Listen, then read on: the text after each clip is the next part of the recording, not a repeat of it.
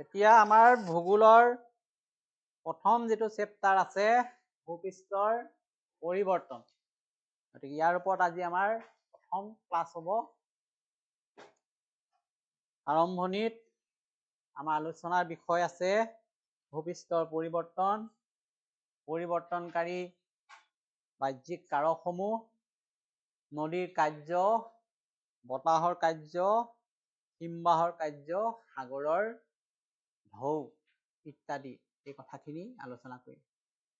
এতিয়া প্ৰথমতেই ভূপৃষ্ঠত আমাৰ যিটো মহাদেশ আৰু মহাসাগৰ কি ধৰণে বিস্তৃত হৈ আছে, বিতৰণ হৈ আছে, এই কথাটো আমি চাব লাগিব। এতিয়া পৃথিৱীৰ উপৰিভাগত আমি জানো মহাদেশ আছে, মহাসাগৰ আছে।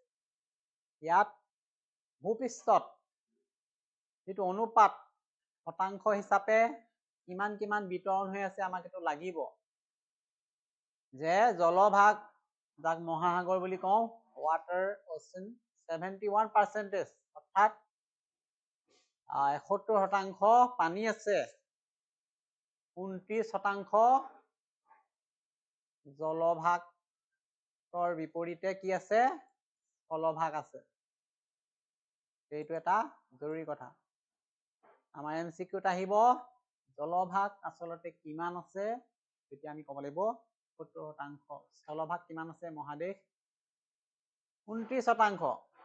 অৰ্থাৎ পৃথিৱীৰ যিটো উপৰিভাগ আছে মহাদেশ আৰু মহাসাগৰেৰে গঠিত। এইটো ক্লাছ 6ৰ পৰা 8লৈকে আমি পাই আহিছো, মহাদেশ কেইখন, মহাসাগৰ কেইখন, গোটেই বিষয়বস্তু।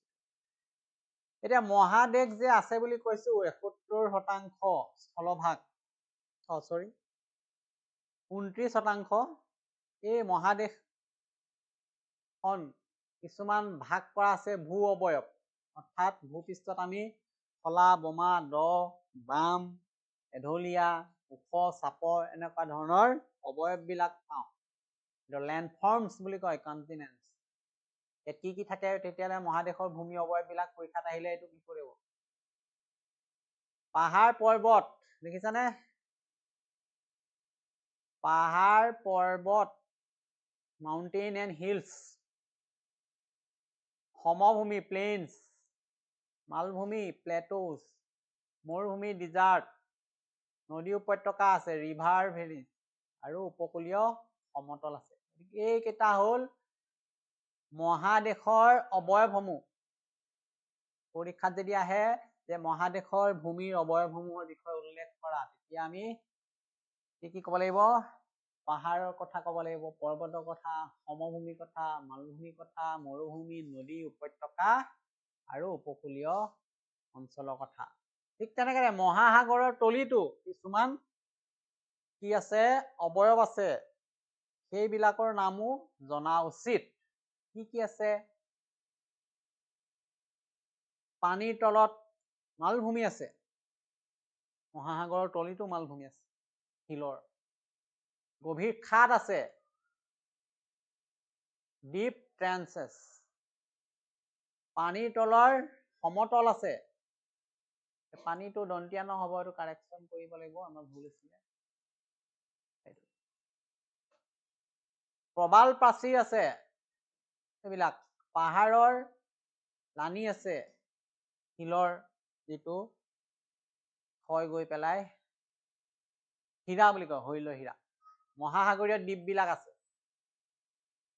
গতিকে মহাসাগৰৰ তলিত থকা অৱয়ববিলাক কি কি বুলি যদি সোধে, তেতিয়া আমি ক'ব পাৰিম পানীৰ তলত তেতিয়াহ'লে সাগৰৰ তলিত থকা মালভূমি, গভীৰ খাদ, পানীৰ তলৰ সমতল অঞ্চল, প্ৰবাল প্ৰাচীৰ, পাহাৰৰ লানি আছে বা শিলৰ শৈলশিৰা আছে, মহাসাগৰৰ দ্বীপসমূহ আছে। এইটো হ'ল আমাৰ প্ৰধান ভূ অৱয়বসমূহ। এতিয়া আহিম এই যে অৱয়ববিলাক ভূপৃষ্ঠৰ ওপৰত বা জলভাগৰ তলত, সাগৰৰ তলত সৃষ্টি হ'ল। এনেই সৃষ্টিটো হোৱা নাই, সৃষ্টি হোৱাৰ কিছুমান কাৰক আছে।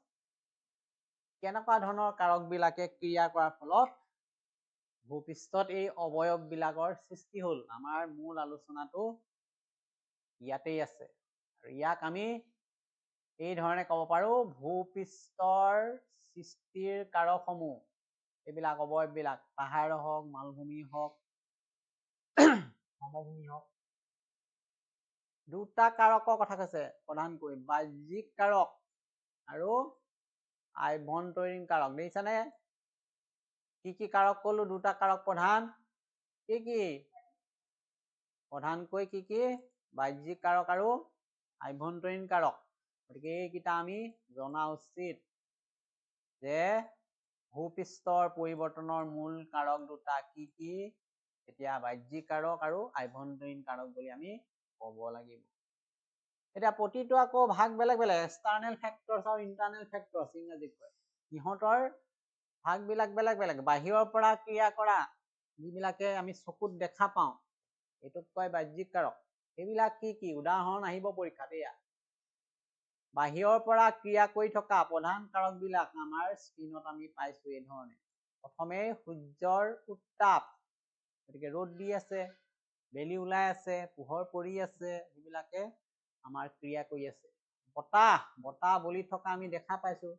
কালি যোৱা ৰাতি আমাৰ যেনে ধুমুহা হ'ল, বহু ঠাইত গছ ঘৰ এনেকুৱা ভাঙি দিছে, এইবিলাক এটা কাৰক। বাহিৰৰ পৰা ক্ৰিয়া কৰাৰ ফলতে হৈছে। এনেই গছজোপা ভাঙিলে এই ভূপৃষ্ঠৰ সৃষ্টিত তাহাৰ কি কাৰক? বৰষুণ দি আছে, আমি দেখা পাইছো বহুদিন হ'ল বৰষুণ দি আছে সঘনাই, এইবিলাক এটা কাৰক ভূপৃষ্ঠত পৰিৱৰ্তন কৰা। নদী এখন আমাৰ কাষেদি বৈ গৈছে বা অন্যান্য বিভিন্ন ঠাইত থকা নদীবিলাক আমি যেতিয়া চাওঁ, লক্ষ্য কৰো, পৰ্যবেক্ষণ কৰো, দেখা পাম নদীত পানী কি ধৰণে এঠাই পৰা আন ঠাইলৈ গুচি গৈছে, নদীখনে কি ধৰণে গৰাখহনীয়া সৃষ্টি কৰিছে, কোনোবা এটা এলেকাত নদীখনে বানপানীৰ সৃষ্টি কৰিছে আৰু সন্ত্ৰাসৰ সৃষ্টি কৰিছে। গতিকে কেনেকে এই ভূপৃষ্ঠত প্ৰভাৱ পেলাইছে। হিমবাহ, নদী কাষৰীয়া অঞ্চলৰ কথা কলেই নহব, যিবিলাক পাহাৰ পৰ্বত উচ্চ শিখৰ আছে, হিমালয় পৰ্বত আছে, তাত বৰফ পৰে আৰু বৰফবিলাক কি ধৰণে তললৈ নামি আহে, গ্লেচিয়াৰ, সেইবিলাকৰ বিষয়েও পঢ়িব লাগিব। সাগৰৰ ঢৌ, গতিকে য'ত সাগৰ আছে, সাগৰৰ পাৰত আমি দেখা পাওঁ ডাঙৰ ডাঙৰ ঢৌবিলাকে আহি খুন্দিয়াই থাকে সাগৰৰ পাৰটো। সাগৰৰ কাষৰীয়া অঞ্চলটো, উপকূল অঞ্চলত কি ধৰণে প্ৰভাৱ বিস্তাৰ কৰে। এইখিনি হ'ল বাহিৰৰ পৰা দেখি থকা পৃথিৱীৰ ভূপৃষ্ঠত ক্ৰিয়া কৰা মূল কাৰক। পৰীক্ষাত যদি আহে আমি সুন্দৰকৈ লিখিব পাৰিব লাগিব উদাহৰণ সহ যে ভূপৃষ্ঠৰ সৃষ্টিৰ কাৰকসমূহৰ ভিতৰত বাহিৰৰ পৰা ক্ৰিয়া কৰা কাৰকখিনি হৈছে বাহ্যিক কাৰক। উদাহৰণ দিয়া, তেতিয়া এইখিনি কথা আমি উল্লেখ কৰিম। এতিয়া বাহিৰৰ পৰাই ক্ৰিয়া কৰেনে ভূপৃষ্ঠত? এনে নহয়, বাহিৰৰ লগতে আমি নেদেখাকৈ আমাৰ ভূগৰ্ভত, ভূপৃষ্ঠৰ তলৰ বহুতো ঘটনা ঘটি আছে, এইবিলাক আভ্যন্তৰীণ কাৰক, ইণ্টাৰনেল ফেক্টৰ। গতিকে আভ্যন্তৰীণ ভিতৰৰ পৰা ক্ৰিয়া কৰি যিবিলাক কাৰকে ভূপৃষ্ঠৰ পৰিৱৰ্তন সাধন কৰিছে, এইবিলাক কয় আভ্যন্তৰীণ কাৰক। আভ্যন্তৰীণ কাৰক কি উদাহৰণ দিয়া বুলি যেতিয়া কব, তেতিয়া প্ৰথমতেই নাম ল'ব লাগিব আগ্নেয়গিৰি উদগীৰণ, ভলকেনিক ইৰাপশ্যন, মনত ৰাখিবা এইটো, ভূমিকম্প, আৰ্থকুৱেক। গতিকে কালি ভূমিকম্প অহাৰ কথা তোমালোকে নিশ্চয় গম পাইছা কিছুসকলে। গতিকে ভূমিকম্প হৈ গৈছে ৰাতিপুৱা 6 বজাৰ আগতে। এইটো এটা ভূমিকম্পটো ক'ত হ'ল আমিতো দেখা নাপালো, ভূগৰ্ভৰ তলত যিবিলাক ভূত্বকৰ ফলক আছে, ফলকবিলাকৰ মাজত হোৱা সংঘৰ্ষ বা সিহঁতৰ মাজত স্থান পৰিৱৰ্তন হোৱা এটা বিভিন্ন কাৰক আছে, তাৰ ফলত ভূগৰ্ভত কম্পনৰ সৃষ্টি হৈছে আৰু সেই কম্পন আমি অনুভৱ কৰিব পাৰিছো, যিটো আমি ভূমিকম্প বুলি কওঁ। এইটো ভূমিকম্পটোতো আমি দেখা নাপাওঁ ক'ত হৈছে, কেনেকৈ হৈছে, এইটো হ'ল আভ্যন্তৰীণ কাৰক।